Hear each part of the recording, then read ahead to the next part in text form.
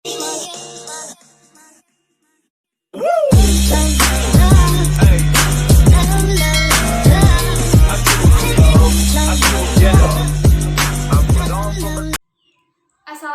warahmatullahi wabarakatuh. Perkenalkan, nama saya Lepa Juliani Halsap dari kelas C Tata Negara semester 5.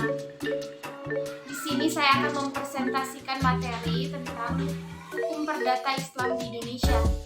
Yang pertama saya akan membahas pengertiannya itu sendiri. Yang kedua, latar belakang dan teori-teori serta kekuatan hukum perdata Islam di Indonesia. Langsung saja kita ke pengertian. Pengertian hukum perdata Islam.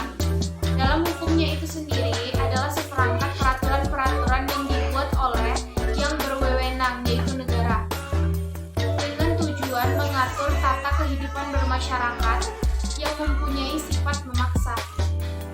Sedangkan hukum perdata adalah hukum yang bertujuan menjamin adanya kepastian dalam berhubungan antara orang satu dengan orang yang lainnya.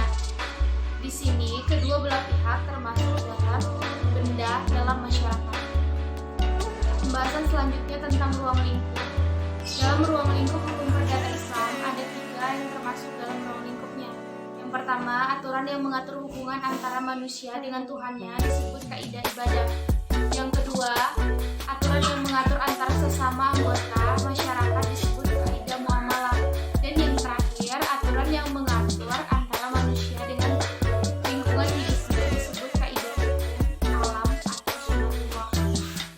Ini saya akan melanjutkan pembahasannya tentang teori atau latar belakang yang berlaku dalam hukum Islam di Indonesia.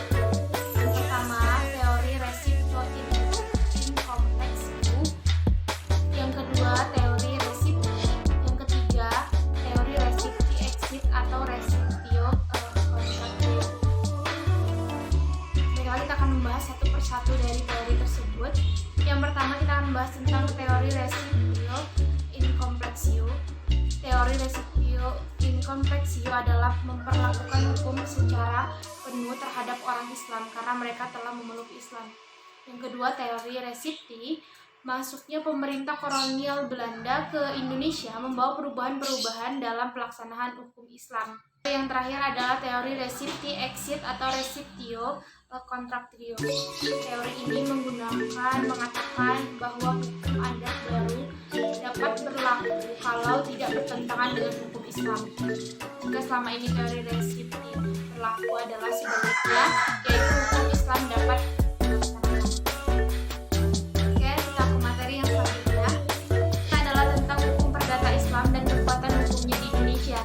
Apabila hukum perdata Islam dan kekuatan hukumnya dianalisis secara ketatanegaraan di negara Republik Indonesia, dapat dikatakan bahwa asasnya adalah Pancasila dan Undang-Undang 1945. Demikian juga munculnya komplikasi hukum Islam yang menjadi pedoman bagi para hakim di peradilan, khususnya peradilan agama.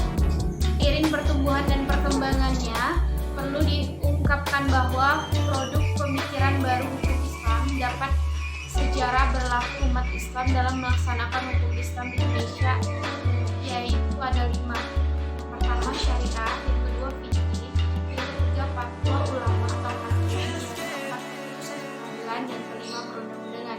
Sekian presentasi dari saya, semoga membantu teman-teman